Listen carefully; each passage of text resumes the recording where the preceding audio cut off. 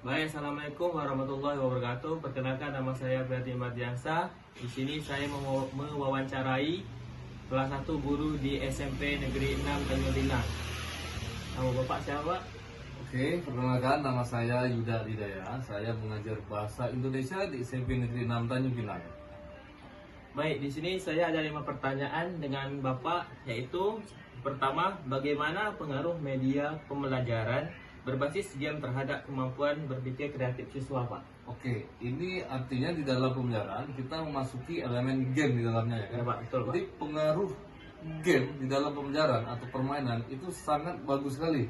Jadi anak-anak merasa senang, nyaman, sehingga meningkatkan ingatan dan kreativitas siswa. Jadi anak-anak tidak merasa tegang atau tertekan dengan pertanyaan-pertanyaan guru.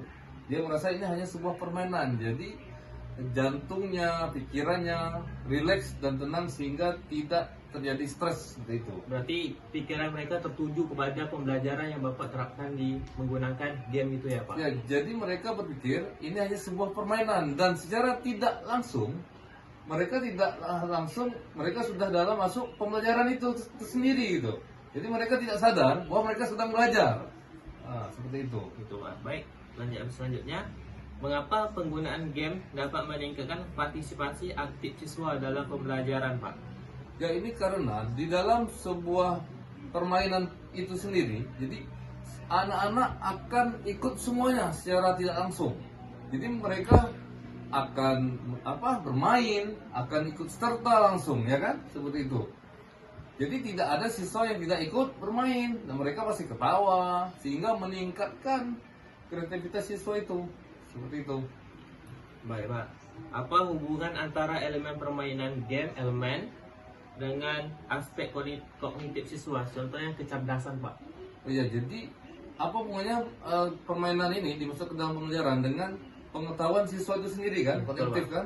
Apakah dia semakin meningkat atau semakin menurun? Jawabannya adalah dengan melakukan permainan ini kognitif siswa akan semakin meningkat karena metode pembelajaran tidak dengan hafalan, tidak dengan pertanyaan, tapi dengan permainan. Itu saya bilang. Jadi pembelajaran yang asik, menyenangkan, tidak membuat stres dan melatih meningkatkan daya ingat siswa. Ini adalah pembelajaran dengan berbasis game. Game. Ya. Baik, selanjutnya, apakah media berbasis game cocok digunakan untuk semua gaya belajar siswa di SMP 6, Pak? Saya rasa cocok. Jadi mungkin tidak semua materi, tapi semua mata pelajaran bisa menggunakan pembelajaran berbasis game ini, tapi dengan materi yang bisa kita masukkan seperti itu ya. Jadi kalau dengan teks pantun mungkin bisa teks puisi rakyat ya dengan pantun. Jadi anak-anak bermain kata-kata atau bermain gambar seperti itu ya. Sehingga dari gambar itu buatlah pantun dari gambar ini. Jadi satu orang satu ya. Menyenangkan seperti itu. Baik, Pak. Pertanyaan terakhir, Pak, apa manfaat tambahan selain aspek kognitif yang didapat siswa dalam pembelajaran berbasis game, Pak?